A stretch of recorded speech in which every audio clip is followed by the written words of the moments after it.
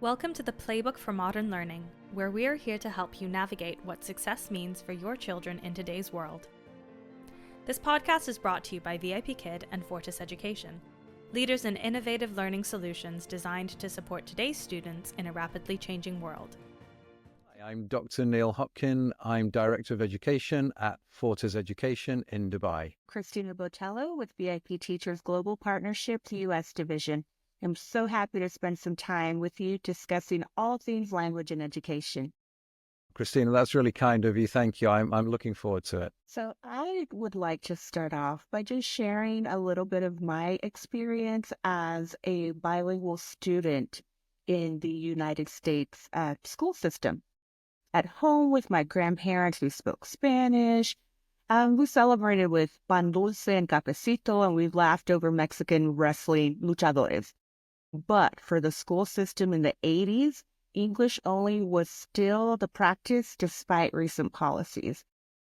And I needed to learn it in one summer of preschool to get started kindergarten on time.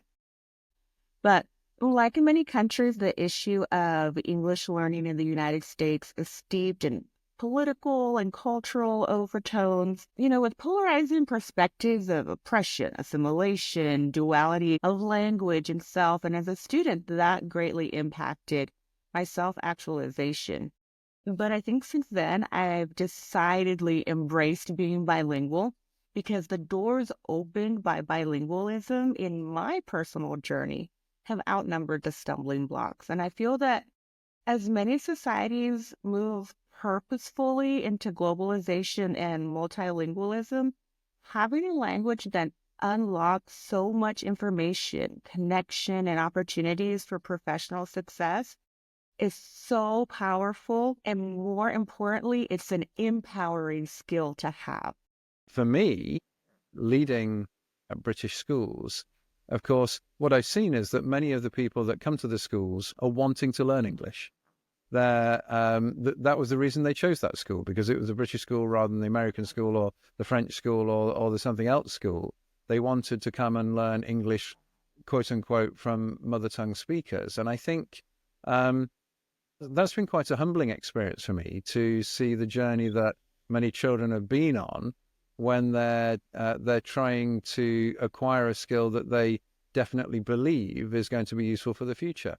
Now, I'm not entirely sure whether that's the case. I can remember years ago teaching young children to type. They put their hands into a shoebox over the keyboard and they typed so they could only look at the screen.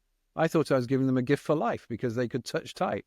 And little did I realize that soon there'd be devices you could just speak into that would manage to transcribe everything you'd said. And even more, of course, nowadays, devices that will just write things for you that you've never said. So I hadn't realized that. And I think maybe there could be that same sort of inflection point for languages. I was in China. I was in a land of over 1 billion people that spoke a very different language. The same could be said of India, another huge country. So half of the world almost represented by those two countries, where English isn't necessarily a required language. What's your take from a very different experience? I come really apologetically because of my particular experience, and very humbled by the children that come to grapple with my language, which can actually be very hard to understand and to predict and to spot the phoneme, grapheme correspondences and all of those technical aspects of learning to read and write and speak English bring with it. But actually, I wonder whether it's particularly relevant or is going to be relevant in the near future. What do you think of that, Christina? Wonderful points you brought up, Dr. Hopkin. I think it will still be very relevant. The Economist shows that 30% more income is available for English speakers versus non-English speakers. And in the sense of globalization and international business, think having the ability to master English, just in the neuroscience of one's brain, the ability to organize word and thought, sentence structure just really gives a different perspective and understanding of where your listener is coming from as well. Same thing happens with Spanish. I can think in both almost simultaneously, and that really has helped me with my academics, with things like, Latin roots of words, and just understanding the propensity for one type of sentence structure versus another just really gets you into more of that metacognition and empathy and understanding of the culture that you're trying to connect and engage and do business with. And I think that's part of the importance of learning English or any other languages. I'm a proponent for being more than just bilingual, being multilingual. And that definitely, um, just gives you such a robust um, thinking ability It, and it's problem solving ability when you understand multiple languages. it's That interesting though, in Christina, itself. isn't it? I think it's interesting to, as a parent, my children speak English and Mandarin Chinese and Arabic because of the countries that we've lived in, and we have yet to add Spanish to the system. But I think when we do, then I've really got the monopoly board covered. The children can go anywhere and almost talk to anybody. But as a parent, when you see children grappling with different languages simultaneously and perhaps code switching, moving between one language and another when they're talking with a parent, it's very interesting to see some of the delays that can be built in there, the confusion. Of course, it must be confusing for a child, mustn't it? That, on one occasion, an object is called one name and on another occasion it's called another one. And nobody seems to think that those two words are wrong because, of course, they're in different languages for that same object. And that must be quite confusing for a small mind to grapple with, I think, and to make sense of the world. And of course, what we see is sometimes that children that do come from bilingual or multilingual homes can experience language delay in all the languages that they're acquiring, compared to their classmates who, perhaps like me, has just been on a one language journey for most of their life. What's your experience of that in multilingual settings, of seeing what sometimes for parents can be a worrying delay? They would feel it was worrying delay in terms of the progression that a child is making with language, but it's actually because they're grappling with more than one language at once and trying to make sense of that. You hit the nail on the head with your last statement. My experience as a speech language pathologist and ESL educator, very, very true. There tends to be a delay in language development as those tiny little brains are sorting and analyzing both languages. And I love referencing again the neuroscience of it, just how those neurons are organizing the information and how certain other expressions and experiences trigger that recall. And again, just solidifying that code switching. Maybe one parent speaks in one language and the other parent speaks in another. Or it could be home language versus school language. And it does cost the student a bit more time, but what they gain, not just in the book knowledge of the ability of academics or even professionalism in accessing those opportunities in two languages, but again, just the richness and the depth of understanding and having that metacognition about the two or three or four languages. And just really develops, I think, cultural sensitivity and empathy of just understanding why a particular aspect was so important to the development of that particular language, that now we have these grammatical systems or syntax requirements. And it just really helps you understand the culture from which that language evolved. And I think that's the core of it, just being able to connect to the people that are connected to all of those other languages.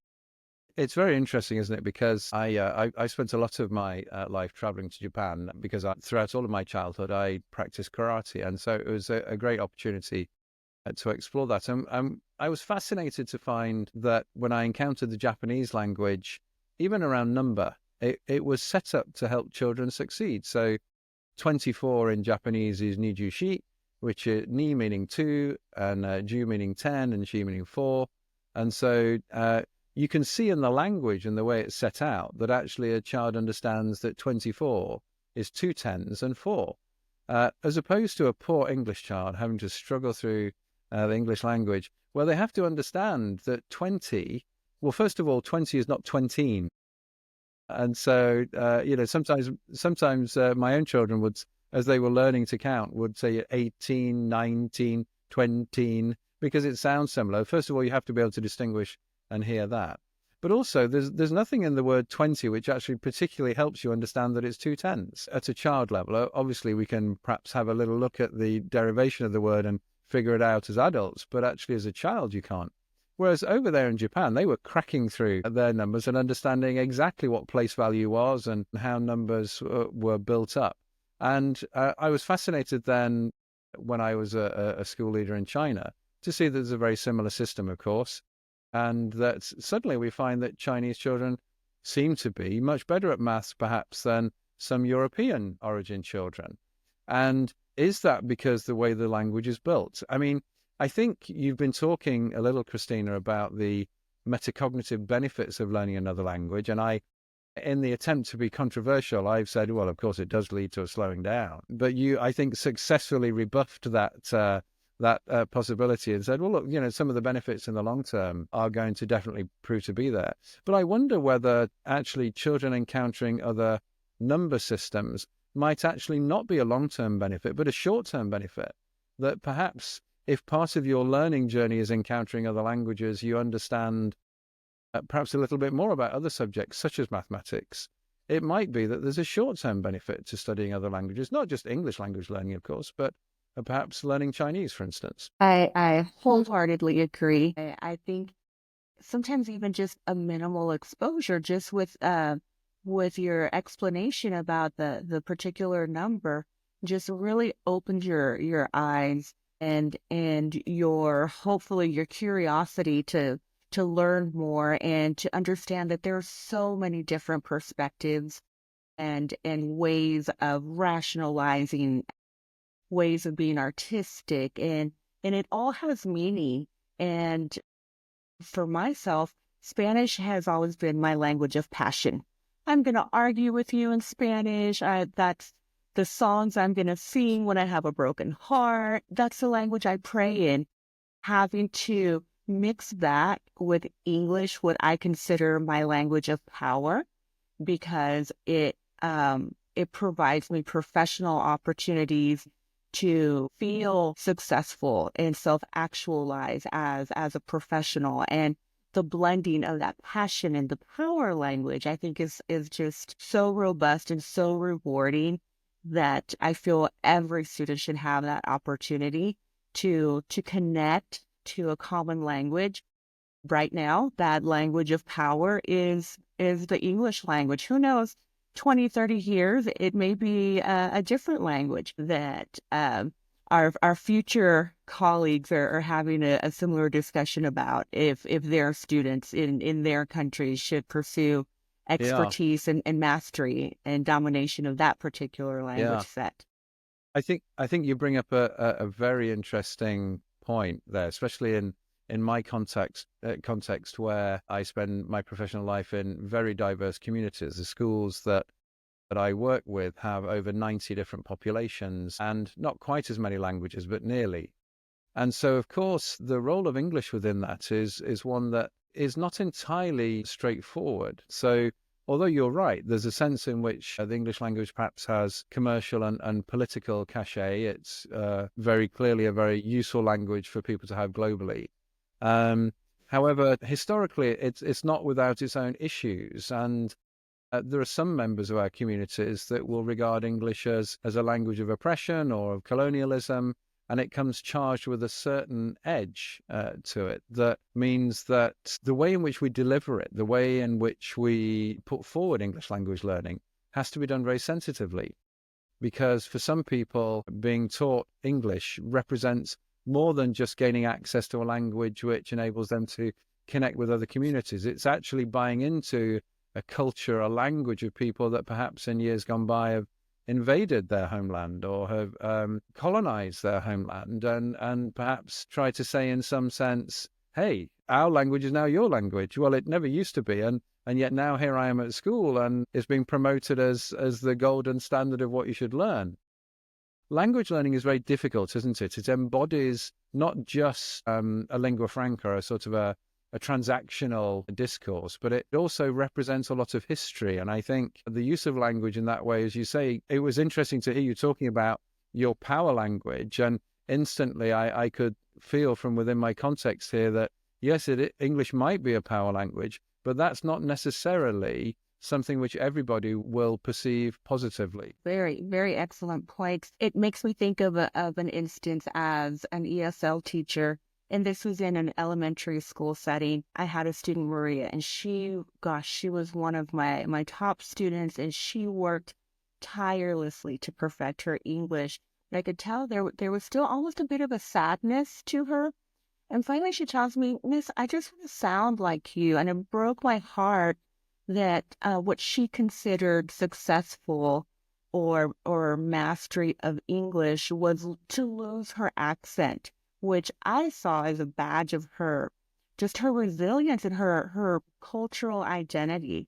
And I had to take a step back and, gosh, what are we teaching, whether explicitly or implicitly, to our English learning students about themselves? How are we teaching them to view themselves? And, just like you mentioned, are we being a bit oppressive with our insistence on dominating the English sentence structure? What is she losing? Is it really going to be worth it for her? And I lost my accent because of so many years in English only. And I just think to myself, what could I be? Where would I be if my education had supported my Spanish as well as my English? Maybe I'd be an international journalist and I could do interviews in more languages than just English and Spanish, because that was considered acceptable and it was something affirmed and something positive to have multiple languages. Who knows what the possibilities, who Christina could have been. And I think about my student as well, what is Maria doing now? Not just with her English or with her Spanish, but how is she feeling about herself because of those two languages? So that's something I always try to be very cognizant of now when I'm supporting the concept of English learning, trying to be very responsible and sensitive and culturally affirming, because I think whatever system or pedagogy a school chooses to implement for this language acquisition, that is the priority. Making students feel good and not less than, feel that they are as asset positive and not having a deficit because English is not their first language. And I think positive things can come from English acquisition and just the globalization concept of it when we keep that as our marker, as our North Star. That's a great point, Christina. I think it's always been my impression that in the US, there's a great deal more sensitivity around who people are than perhaps there is in other places in the world. Certainly, it appears to me there's a great deal more debate around who people are in the US than anywhere else in the world. But it's an interesting point in terms of how we think about language learning. I mean, you may have heard this saying of you are what you eat. I certainly wrestle with that particular problem. I look like a marshmallow, because I eat too many of them. But in reality, we might also say that you are how you speak, perhaps, because the truth of the matter is that within England, I come from the middle of England, so I don't speak like the Queen would have spoken, and so my vowel sounds are very flat. I would say cat and path and grass, and that isn't how the Queen and her ilk would speak down there in London, where it would be path and grass. And so in truth, of course, I rather delight in the fact that I turn up at meetings and open my mouth, and because I look like a builder, a bricklayer, and because I speak with flat vowel sounds, people make a judgment about that. People make a judgment on the basis of what comes out your mouth and what that sounds like. And perhaps if I spoke in a more queenly kind of manner in the UK, the received pronunciation, then actually the truth of the matter is I might be perceived differently. It always amazes people when they discover I have a PhD. How did that happen from this bricklayer from the Midlands of the UK? But really, that's part of how we operate as humans, isn't it? That we judge people on their appearance very much. We judge people on how they speak, perhaps. And certainly internationally, what I find is that much of the English accent that students pick up is not actually what I would regard as English at all. It's mid-Atlantic. It's somewhere between the west coast of England and the east coast of America. And so I look at my own children and they have speech patterns that don't actually mirror mine. That never would have happened. And I think for many families, that sense of, especially within the context I find myself, perhaps they've left their home country. Maybe they've lived in another country, whether that's in Southeast Asia or Asia or the Middle East or Africa and so on. And they find themselves as part of a diaspora. And language is very much an anchor, especially for parents, I think. It's an anchor of, are we retaining our tradition? And accent, perhaps, because it's picked up and soaked up so quickly from the children in the playground, in the schoolyard, etc. Accent is one of the first things to go, as you yourself experienced, Christina, when you were going through your own schooling in English-only context, that perhaps you lost some of that Spanish tone and warmth and all of that passion. I loved your description that you said, if I want to have an argument with you, it's going to be in Spanish, and if I want to cry about my broken heart, it's going to be in Spanish. Wonderful.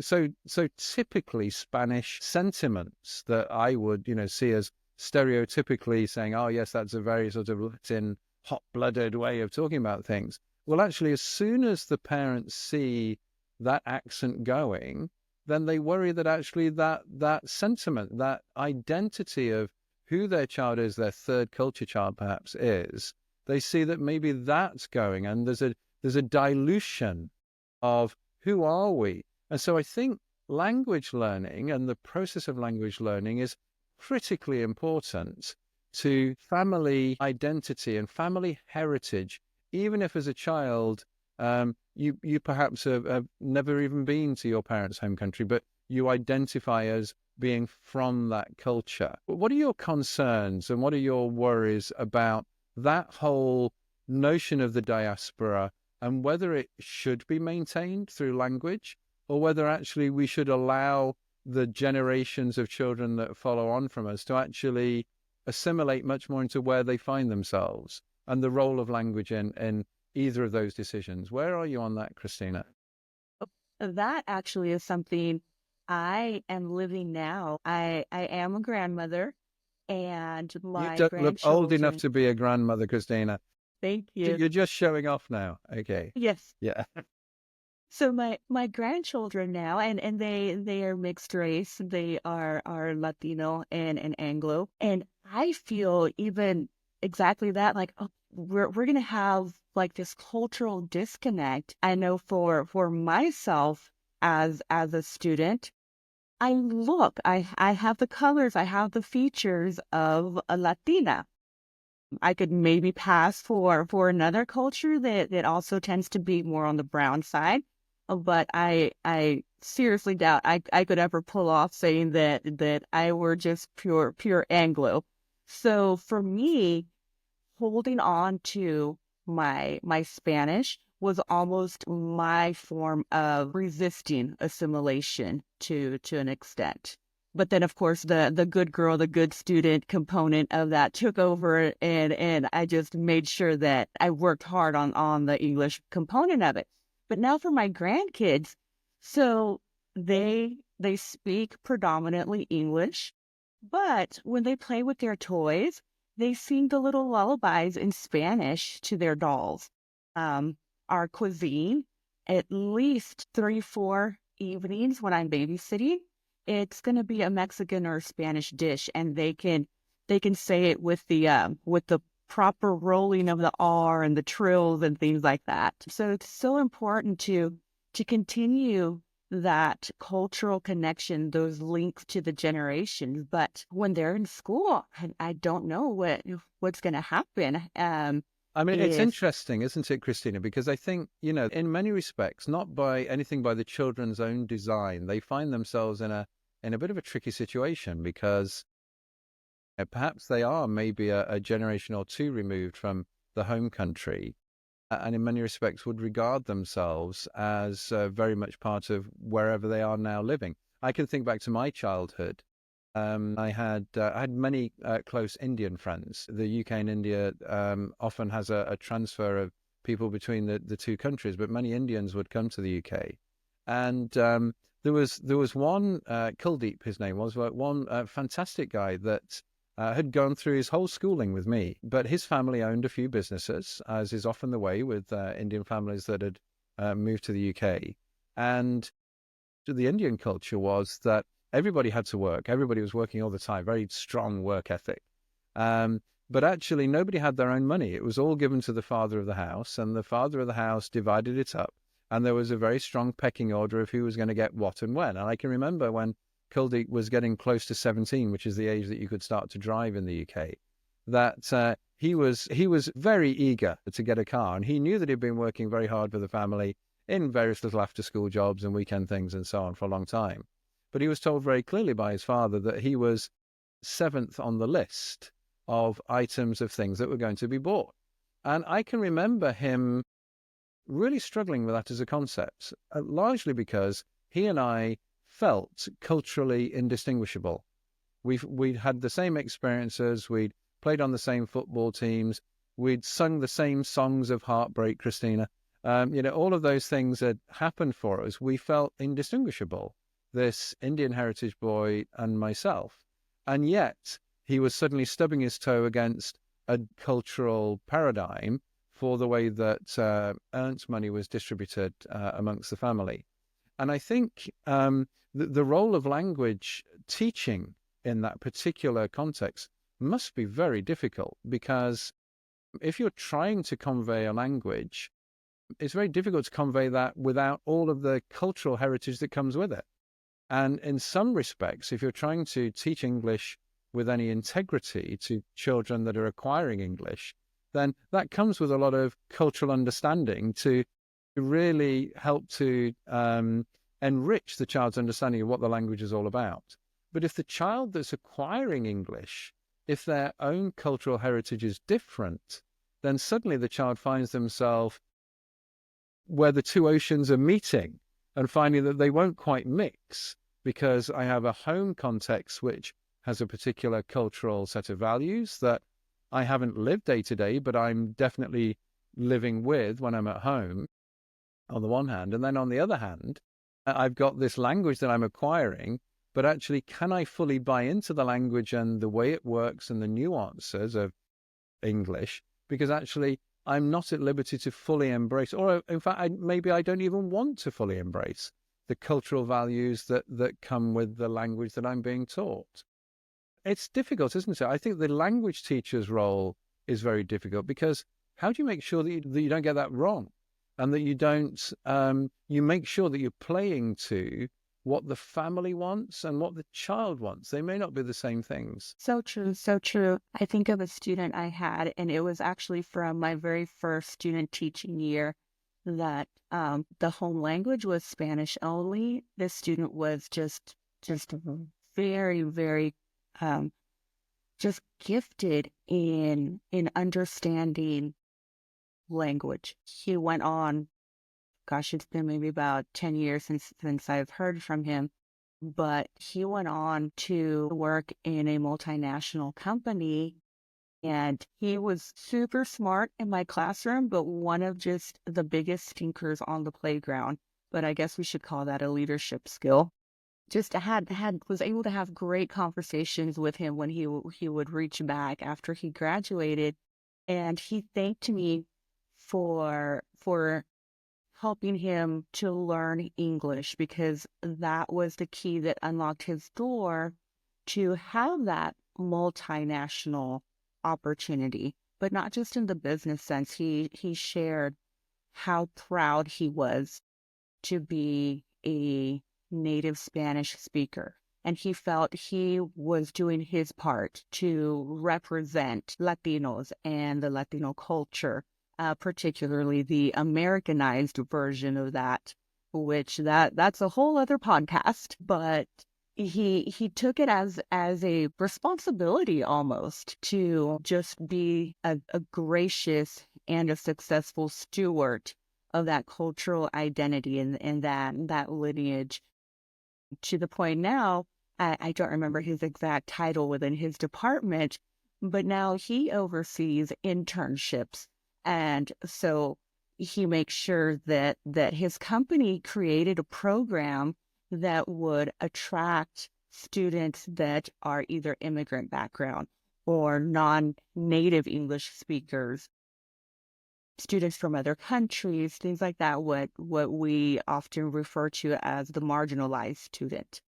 And he felt that was his way of giving back to the education system that gifted him the ability to speak English and create I all those suppose opportunities. that's one child's journey, but it might equally have been that you, as that English language teacher, might have had another child with a very different family agenda, a very different language agenda. And how do you go about discerning what the context is that the child is coming to learn the language for? It might be the case for some families that they want to embrace English language learning in order to move forward into fluency and near natural speaking of English language as a mother tongue almost. Whereas others might think, look, there's a pragmatism here. I want my child to be able to learn English because in many contexts, that might be the only common language that people have to be able to communicate with one another. But actually, I don't want that to be learnt at the risk of losing my own identity and cultural identity and sense of belonging to a distant home country. So how does the teacher go about discerning those different preferences that families and children may have? So I feel that a teacher is often very, very limited in sometimes even what they can say. There are certain grade levels that the expectation for English acquisition is to the point where if the student doesn't request support in their native language, that you must continue the lesson in English, to the point where you kind of like give hand signals or something to prompt the student so that they actually are asking for that support, and then I can turn around and speak to them in Spanish for that clarification point that they need. But definitely there is a juxtaposition of intent and, I guess, depth of assimilation. I had wonderful opportunity to be an English teacher to Chinese students, and many of my clients were very affluent families, many within the Chinese government, top professional level families, where it was expected that their student would master English and eventually test to attend maybe a boarding high school or university in the United States or another international setting. And just the drive was a bit different. It was, again, for that power language. And they felt very comfortable and very protected in maintaining their cultural language, their cultural identity. They didn't feel that this would be taken away. And there were even some families that literally pitched in, and it touched my heart, but they were not as affluent as some of my other Chinese clients. And the entire family pitched in for this one student to afford these online classes in English with an American, because they wanted to hear that particular accent. They wanted to learn that. And these families would kind of sit off to the side. We were talking about grandparents, aunts, and uncles, and they were taking their notes and they were practicing. Sometimes I could hear them through the child's headset. And they were practicing and trying to learn English as well. And they had just pinned all their hopes and family aspirations on this one student to be able to learn English and then, maybe potentially be the main provider for the family. I'm not sure of the exact details, but Yeah.